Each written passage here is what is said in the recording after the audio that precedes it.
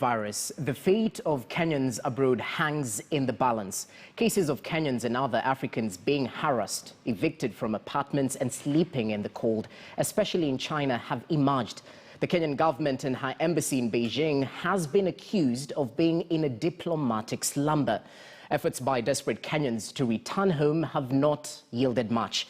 The Kenyan government asking those stranded in foreign countries to pay for their own evacuation. Has Kenya abandoned her sons and daughters? Are Kenyans abroad second-class citizens? On Checkpoint tonight, we have the Chief Administrative Assistant in the Ministry of Foreign Affairs, Ababu Namwamba, joining us. Thank you so much, sir, for your time right here on Checkpoint. Needless to say, the key mandate of the Ministry of Foreign Affairs is to protect the interest of Kenyans abroad through our embassies and high commissions. Now, in some provinces in China, we've heard of this unfortunate news and seen it on clips as well. Kenyans being harassed, kicked out of their rental houses, claims of discrimination by authorities adding salt to injury. Let's begin with a status update. What is the situation on the ground right now? First of all, let me make it absolutely clear that as far as we are concerned, as a ministry and as a government, we hold that injustice anywhere is injustice everywhere. And racism or xenophobia or discrimination of any complexion is reprehensible, it is unacceptable, and must be condemned in the strongest terms possible. And that is our position. And therefore, we have made it very clear, and this is a position I wish to reiterate to our friends or partners across the world, that you treat us and our own the way we treat you and your own. The very sense of the diplomatic doctrine of reciprocity. And so it should not be doubted at all the extent to which the Ministry of Foreign Affairs and the government of Kenya would go to protect the best interest of our people wherever they are on the face of the earth. Let me also make it absolutely clear that we have actually done very well in this very difficult, unprecedented situation in terms of being available, reaching out, and making sure that we protect the best interest of our people.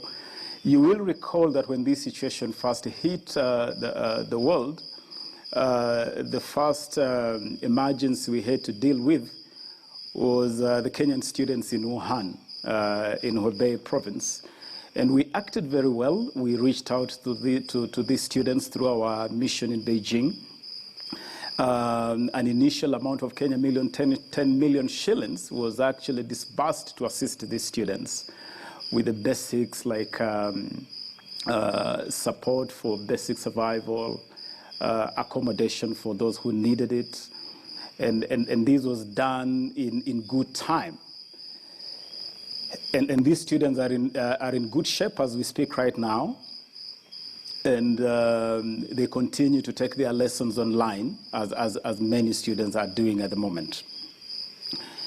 The recent cases of our people that were placed under quarantine, and remember the conditions of quarantine are the same as the condition that you'd expect to face here at home. We have been in contact with the Chinese authorities, and I can confirm to you and to the Kenyan public that all the conditions that you'd expect in terms of facilitating these people have been met. Honorable Namwamba, allow me to cut you short. Those that have concluded. Yes. Allow me to cut you short. Yes, we do appreciate whatever the ministry is doing so far, as well as, basically taking care of Kenyans abroad. But the current measures taken in China to combat the COVID-19 pandemic requires most residents to be properly documented in order to be issued with passes, access to your residence and health support as well. What assistance, if any, is being rendered to those without valid immigration status, especially Kenyans? It's an important point, and one of the issues that actually we need to be clear about is that the support we render to Kenyans out there is not just financial, it's not just material, but it's also support that extends to consular services that are of a critical nature. For instance, you'll find a lot of people who are caught up in this situation have suffered the fate of their visas expiring. We are liaising with the Chinese authorities for extension of all visas that may have expired. We have also taken extra or made extra effort to register or enlist any Kenyan that may not have been in our database. You need to know that a lot of Kenyans are out there without necessarily being in contact with our missions, but we have gone the extra mile to enlist as many of these people as possible. And by close of business today, our mission in Beijing had already enlisted 170 Kenyans under this arrangement. And you may want to know that 120 of these 170 actually had irregularity with their papers. Some of them were in places like Guangzhou irregularly. Some had visas that had already expired. And we are making every effort to ensure that we regularize this as we make arrangements on how they can get back home. Even as you make arrangements, Honorable Namwamba, how many Kenyans are currently in China? Is there a database of how many people are working there or currently in China? Within our data system, we have about 5,000 Kenyans spread. China is a big country, so you have about 5,000 spread across the length and breadth of this quite large geographical area, and they include students. A lot of students on Chinese government scholarship.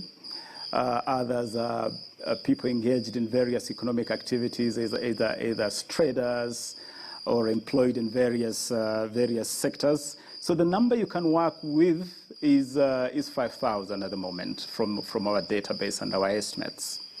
All right. Now, I mean, you've definitely mentioned what the embassy is doing in terms of alleviating the situation facing Kenyans abroad, but this hasn't shielded the consulate in China from criticism in terms of how it has handled Kenyans in times of this dire need.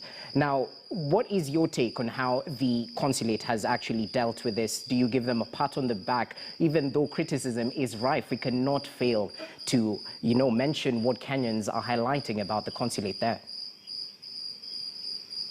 Bran, take it from me. Our footprint across the world is 54 embassies and high commissions. Some of these missions operate multiple accreditations. For instance, our mission in Cuba services 7 countries. Our mission New Delhi, besides servicing the Indian subcontinent, also services a total of 5 countries. China services quite a huge geographical area. And I can tell you without any fear of contradiction any time that our heads of mission and our teams out there are doing a fantastic job, especially in the current scenario that is unprecedented. You've never had a scenario in the world before since the dawn of the aviation industry, when the whole airspace is in lockdown as it is right now. And I can tell you, Brian, that our ambassadors, our high commissioners, our frontline officers in our missions are really doing an incredible job. Ambassador Sarah Serem has really been a warrior that has gone out of her way. Remember, she was the first of our 54 heads of missions to be thrust into the eye of this storm. And she moved with a lot of speed to handle the Wuhan case that I've just mentioned, our students. There was also that case of 7 acrobats, Kenyans who had gone to China for some artistic mission, who have actually been flown back to Kenya, and they got back here on the 24th of March. And so a lot has happened. And herself, Ambassador Sarah Serem, together with the African diplomatic group, have really done very well. And yes, I would give her pat on the back, together with our 54 other heads of missions and their staff. All right, now let's shift focus to Asia now, where India is a world destination for medical tourism. Are there Kenyans who had gone for treatment in India, and what is their situation, bearing in mind the medical urgency? Absolutely, yes. India is an important station as far as this matter is concerned. And as you rightly say, this is a popular destination for Kenyans seeking medical attention. Under the same arrangement that I mentioned with regard to China, of our mission taking effort to enlist Kenyans, and this enlisting exposes 3 categories. You have the category of Kenyans in distress. And these will include Kenyans who maybe have lost their livelihood because of this situation. There have been a lot of job losses. There may be Kenyans who have gone like places like India for medical attention, and then they have run into this very unfortunate situation. The second category is what you may call stranded Kenyans. And these may just be business people who are out there, for instance, or other categories of travelers that were hit hard by the lockdown of the airspace. And the last category are Kenyans who are ordinarily domiciled in some of these places, the people who are domiciled in the US, for instance, where we have almost 1 million Kenyans. Now, this enlisting for India has given us 304 patients and their caregivers, because many of them do not travel alone. 304 who have enlisted after Ambassador Willie Bett, our ambassador in Delhi, went out of his way also to get these statistics. So we have 304 on that list of patients and their caregivers, and 711 others. And these others include students, they include business people, they include tourists, and it's this number that we are looking at in terms of facilitating to get back home. And Brian, you may also want to know that India is a big country, the distances are great. These numbers are, the numbers we are talking about are spread across 6 cities, from Delhi to Chennai to Hyderabad to Mumbai. And the distance from New Delhi to Chennai, for instance, is 1,747 kilometers. So the logistics involved are quite a challenge, but we are confronting these challenges head on. All right, Mheshimiwa, just to note, it's Jesse. But as we conclude, the Kenyan embassy in Beijing is willing to evacuate Kenyans if at their own cost, if they meet the one-way flight cost, among other conditionalities. Is this still the government's stand? And if that's the case, what happens to the Kenyans, the Kenyan nationals who don't have the required, who don't meet the required conditions, who don't have the necessary papers? Brian, let us accept that we are not talking about a situation that has affected one isolated case. You'll remember that a while back we had a situation in South Africa, for instance, with the xenophobic attacks which called for evacuation of Kenyans from South Africa. And that was a single destination, a definite number. Here you're talking about 54 missions scattered across the length and breadth of the whole globe. If you're going to evacuate from Guangzhou, for instance, at public cost, then you'll have no reason why you cannot evacuate from New Zealand or Barbados or Mexico. So it is something that you must act reasonably and within the available resources. And remember, the Ministry of Foreign Affairs is not acting in isolation. We are acting within the overall national effort. And this effort has got its own limitations. And so we really are encouraging people to take advantage of this facilitation. It's really not it's not an evacuation. It is facilitation. And we are liaising with the Kenya Airways, and I really want to thank Alan and his team at Kenya Airways, who have been very supportive as we work on these arrangements. We are appealing to Kenyans in China, in India, and in other places to take advantage of this arrangement that we are making. The assurance I can give you is that the Ministry of Foreign Affairs and government by extension will do everything humanly possible to be available to you and to lend the assistance that is reasonable within the limitations that we are all working under. Because really it is our primary responsibility to watch over the very best interest of every Kenyan wherever they are, within the acceptable limits, of course.